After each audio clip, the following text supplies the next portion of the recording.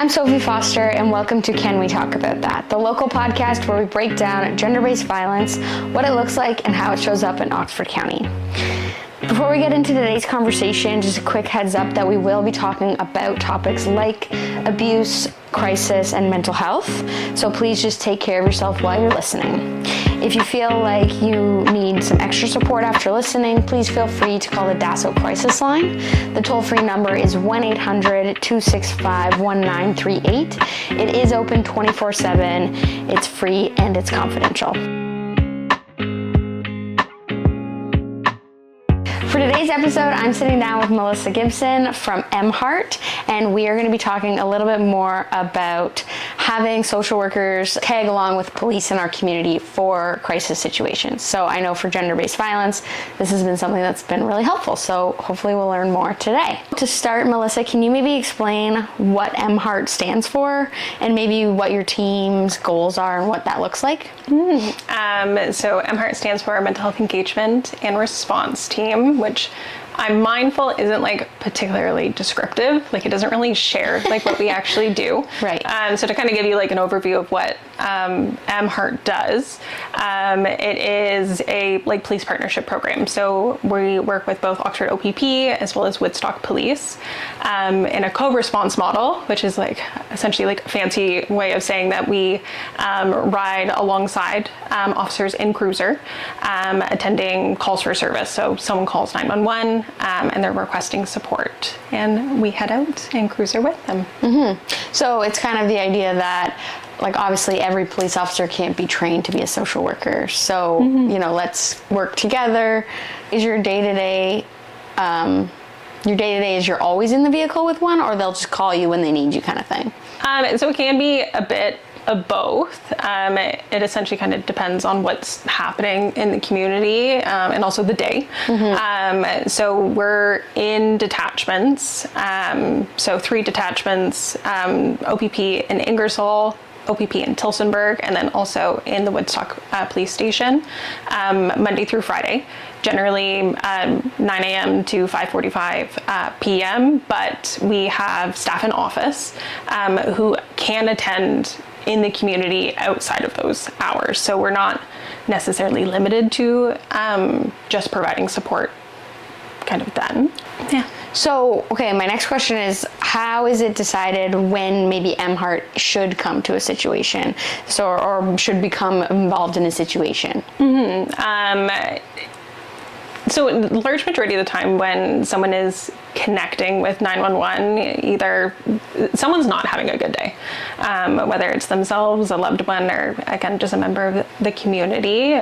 So the majority of things happening do have kind of a mental health or like an addiction component to it. Mm-hmm. So kind of these like co-response models, they came about acknowledging that when an individual experiences danger, we're to call the people that can keep us safe. So it's generally 911. We call to connect with police, but a lot of the times there is perhaps a criminal component, which is, you know, the purpose of the police, or more of like that social piece. And that's where we come in.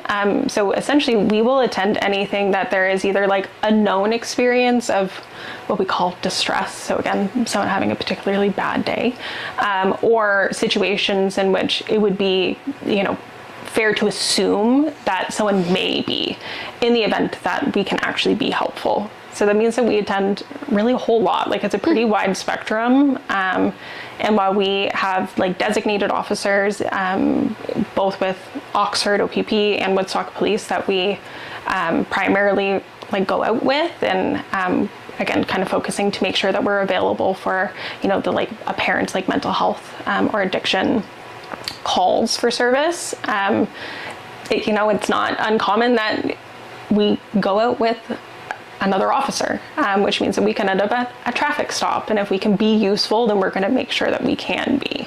Right, that makes sense. So when when I'm driving down the highway and I see an ambulance and a police car go, and I feel like when you call 911, the assumption is that there's the list of like fire trucks, police cars, and ambulance. Mm-hmm. So should in my head I be including maybe MHEART's going to? I mean, that's possible. So we would be in the cruiser, with the officer. Interesting. So we're kind of as a community adding to our list of resources that are showing up at those scenes. Yeah, kind of like running from the idea of ensuring that we have access to the right service at the right time. Right. Yeah, that makes sense. Because obviously mental health would be key in those moments. Yeah. So instead of maybe doing that later, you have it right there in the moment. Can we maybe connect to how does mental health kind of show up and have to do with gender-based violence? Yeah. So mindful of kind of the lane in which I work in, kind of like, so by trade, I'm a registered psychotherapist. So I'm not able to like speak on like kind of like the diagnostic side or like, long-term implications, anything like that. But thinking from the lens in which I work and kind of like more specifically in maybe a circumstance where I would show up to, usually thinking about like signs. So signs that someone is in distress, which would be kind of that link to mental health. And I mean, I always find it most easy to kind of like really bring us back to like, I guess it's kind of sciencey. So I'll save you the jargon on that one. But our like nervous system naturally wants to like protect us. So it kind of puts us into one of three states. We have kind of like this neutral state where we're able to kind of like take in information and make decisions quite easily because we're able to look around and take everything in. Mm-hmm. We have a state that is like commonly known as fight or flight. So that's like it's like big and loud, like you don't really have to, as like an onlooker, like you can tell that someone's, again, not particularly having a great time. In the land of kind of like gender-based violence, we're thinking of like panic, like I'm dysregulated, I'm, again, having a pretty rough go. Or we're in shutdown. And this is where things are kind of quiet. So we're thinking of someone that, apparently is like dysregulated, but they're almost to the point that they're like,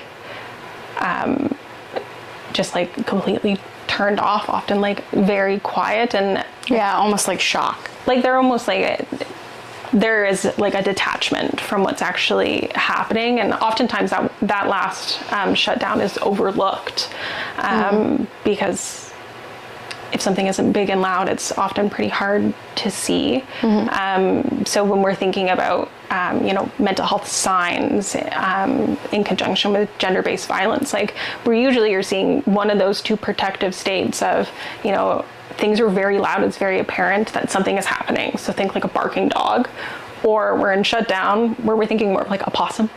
Right. Which when possums are in danger, they play dead. Mm-hmm. Yeah. No, that's a really good analogy. Mm-hmm. Well, and I know at least from our work at the women's shelter, having that kind of social work and psychotherapy background at the scene can be very, very helpful to people who are calling 911. Mm-hmm. And I mean, just thinking as someone who lives in this community, that's what I would want someone who's trained in that to be at that scene if possible. So I'm happy that we're moving forward with MHEART and that it's here and that we have it in our community. But I know you touched on kind of, you work with the police, you're in the stations, mm-hmm. you'll ride with them. Can you maybe touch on how you work alongside like healthcare and other community organizations too? Yeah, so when we are connecting with individuals, so obviously we're taking more of the clinical side of things, because generally, again, we're thinking police are there to ensure safety, but we're showing up as the clinician, noticing those signs that I was just talking about, but also doing a risk assessment. So we're making sure that, there isn't, risk to self, there isn't risk to others, there aren't vulnerable people involved, which obviously that's an umbrella term, and that is where that like community partnership piece I think really does shine, because we are there being often like that first point of contact, allowing us to be an advocate. Bearing in mind that, we are all registered clinicians, so we do have a duty to report that, if there is kind of like threshold of, the imminent risk to self, imminent risk to others, vulnerable people, or like a court subpoena, something like that, that we would have to not only, of course, first and foremost, notify the individual. Like, we are not, trying to make surprises. We're not in the business of surprises. But it does mean that we may have to disclose things that we've, seen, or things that have been shared with us with community partners. That could be police, because while they're present, they're not like over our shoulder. It could be Children's Aid Society. It could be hospital.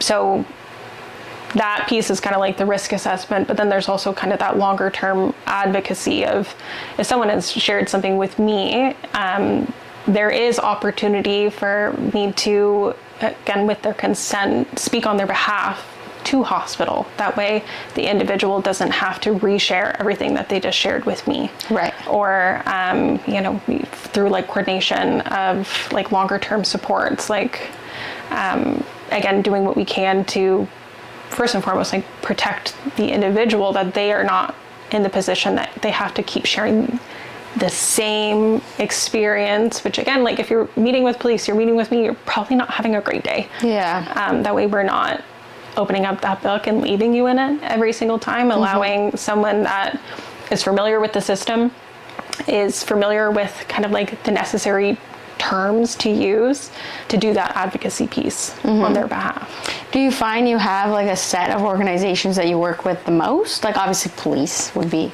number one. Yeah, probably police and hospitals. So in Oxford County, crisis and outreach, so that's kind of like the extension of MHEART, or I guess MHEART is an extension of crisis and outreach in Oxford County with the Canadian Mental Health Association. We actually do the hospital assessment, so we support Woodstock Hospital outside of their crisis hours. That we go in and we'll chat with folks, and we connect with the ER physicians, and then we do the assessments, or rather conversations. Well, I guess it's assessments in the eyes of the hospital, but conversations in our world with individuals that are presenting in the ERs looking to chat with someone. Right. Okay, let's say, you're called to a scene, you meet someone, let's say it is a gender-based violence situation, and you're kind of walking them through supports that they might reach out to, or that you might help connect them with. Is there ever a time where you would connect with that person again? Or is it always kind of like you just help them at the scene and then connect them for other kind of outreach services? Honestly, it depends. So it depends on what the individual wants. We certainly offer brief supports. Brief meaning that, like, as much as maybe an individual chatting with me, that they want to talk to me ongoing. That isn't something that I would be able to do. However, they are able to like reconnect with me on like a short-term basis, as we are actually getting connected, because you and I both know that as much as we wish that everything was kind of like snap of the fingers, we can make it happen quick. We often are kind of like that bridge of support. So I'm, a consistent person that can be connected with kind of on an as needed, or like I'm going to connect with you on like scheduled times, days. Yeah, because I'm just imagining, if you're at the scene of like one of the biggest moments of your life, the person that you might connect with, that you feel like, oh, they're understanding me, and it would be hard if you didn't get to reach out to them again and connect, and especially if they're the bridge. Absolutely. And even with that bridge process, like once we are able to get folks connected, it doesn't mean that there isn't opportunity for like an occasional check-in. Like I'm mindful here that like I don't want to like over-promise something, because it very much so is like situation dependent. And there's so many factors on like the CMHA side of, like staffing, like vacations, like all of that fun jazz that, I mean, it's easy for like us as clinicians who care so deeply about this work. I'm mindful that I don't want to overpromise, but it is certainly like a very important conversation to have, and a conversation that all of us do have. It is always offered if it's appropriate. Yeah, that makes sense. So thinking about, the clients that you'd kind of be running into or working with, how do you think stigma around mental health can kind of impact specifically gender-based violence survivors' safety, but also responses to them as well? Yeah. I mean, I think like tremendously, like I'm mindful that stigma around mental health often will keep folks, in situations that they no longer want to be in, that they don't feel safe in. Whether that's because there's like, a belief that they won't be believed if they were to connect with resources, if, their partner is telling them that no one will believe them because of their like prior mental health history or their current mental health history or their like current or past substance use, like the minimization of one's own experience. With kind of that stigma piece, depending on, again, perhaps what people have said to them in the past or things that they've overheard said to other people or, things that they've seen online, to minimize the experience of gender-based violence, to have doubt in your own experience because, maybe you've explicitly been told or like in a roundabout way have been told that, your mental health history or like your experience is untrue. Yeah, so like that gaslighting. Yeah, like it all, like without question, like you can link it back to stigma, and that makes coming forward and seeking support like all that much harder because there is a fear that maybe I won't be believed or that this isn't actually a problem. Or, another piece, if we're thinking about like coming in contact with police, or it doesn't even have to be police, like just services in general, if there isn't that understanding of those protective states that we had talked about earlier, like kind of like that barking dog or that possum, it can look like non-compliance. Right. It can look like aggression, and that isn't inherently true. It is a product of someone trying to keep themselves safe because they are in an unsafe situation, but is misinterpreted. Right, so MHEART can kind of play a role in advocating and saying, okay, well, this actually has to do with mental health. Yeah. And let's look at the bigger situation, especially with gender-based violence. When you think about that for both, like a perpetrator or a victim survivor, you'd think that mental health has to do with both of them. So to have someone on the scene that's educated in that and that knows and can see those different states and understands that, it makes a lot of sense. It just seems like common sense to have you at the scene. Yeah. Obviously, I'm, Well, I appreciate that. But like having the clinical lens does make it a lot easier to obviously see these things because it is what we are trained in. Like we're trained to, notice signs of risk. We're trained to notice signs of being dysregulated, whether it's, in any of those three states and being able to advocate on behalf of that person. And that's where this like co-response model works really beautifully because an officer has a lens in which they work in. Like they notice risks, like safety risks in like a completely different world than I ever will, and vice versa. Yeah, that makes sense. So, okay, so one thing I did want to ask is, what do you think is like a misunderstanding or what's misunderstood about MHEART? I think that we're police officers. Oh, okay. People often think that we are police officers, which is fair. I certainly don't fault individuals for thinking that. We are showing up in a cruiser. We do wear a uniform. We wear a nice little navy polo and some brown khaki pants. And we do wear tactical boots. We do wear a vest. It does say across my chest, crisis clinician. It says MHEART on the back.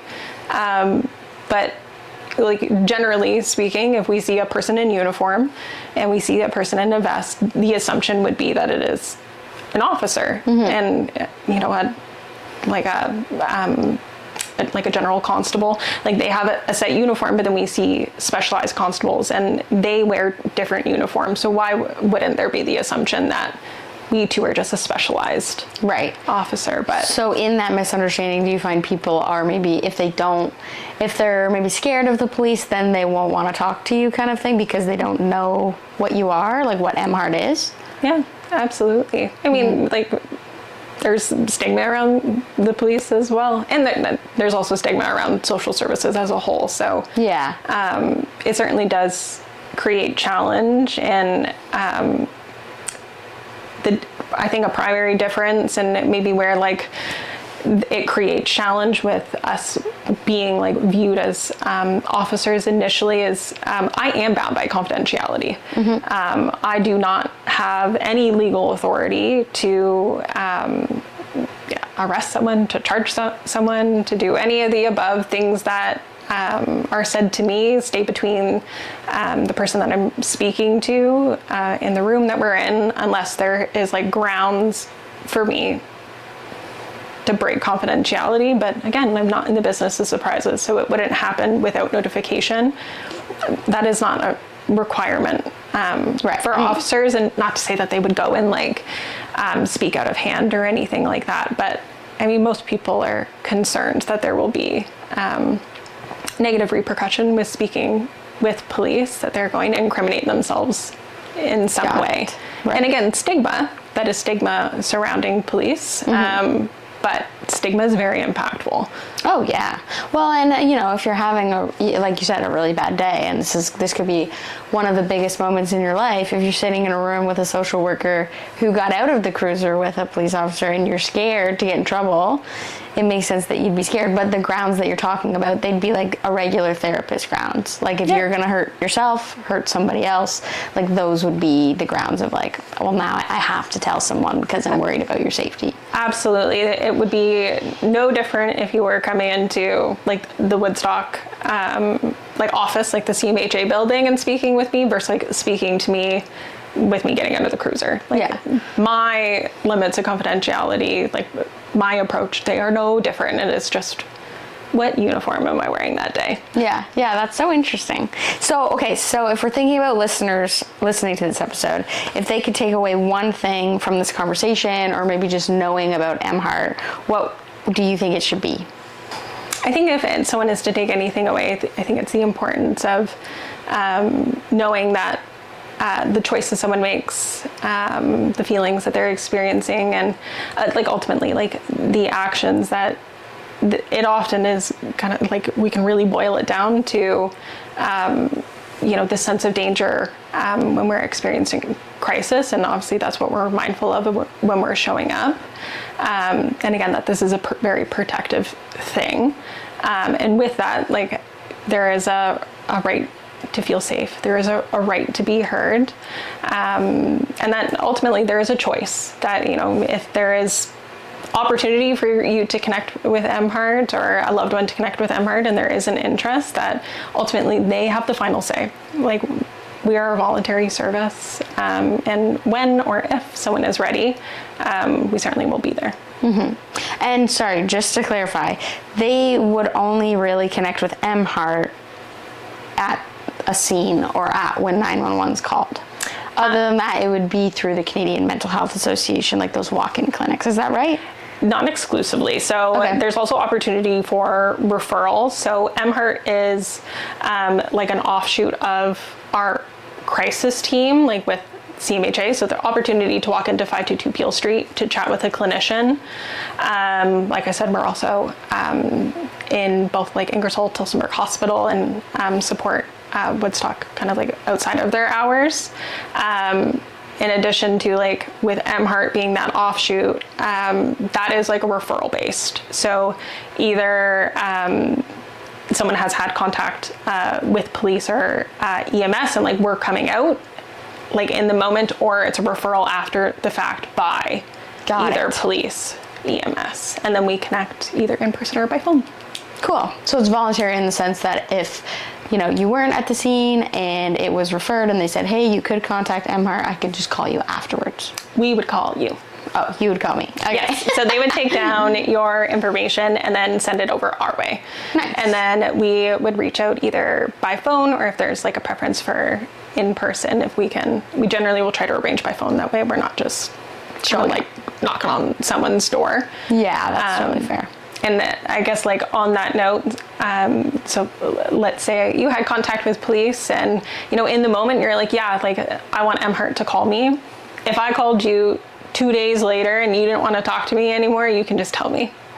Okay, cool. So you can say yes in the moment and say no later. Yeah, it never turns mandatory. Exactly. Yeah, that makes sense. Okay, well, thank you so much. Is there anything else maybe that you want to make sure that you say to the listeners, or that they understand about MHEART? I mean, I guess if they have any questions, they're always welcome to connect with us in office, by phone. Happy to answer anything. Off the top of my head, I can't think of anything otherwise, but okay. I imagine there is something that later on I'm going to be like shaking my fist of like, oh, I meant to say that and I didn't say it. Oh, that's okay. Well, I'll put all the contact and the website information in the description below too. Perfect. Thanks, okay. Melissa. Thank you. Thank you so much for listening to this episode of Can We Talk About That with Melissa Gibson from the MHEART team. If anything in this conversation maybe brought something up for you and you feel like you need some extra support, please feel free to call the DASO crisis line. The toll-free number is 1-800-265-1938. It's free, it's open 24/7, and it's confidential. We'll be back with more conversations that help to break down gender-based violence and learn more about the community supports and resources that we have in Oxford County. We'll see you on the next episode.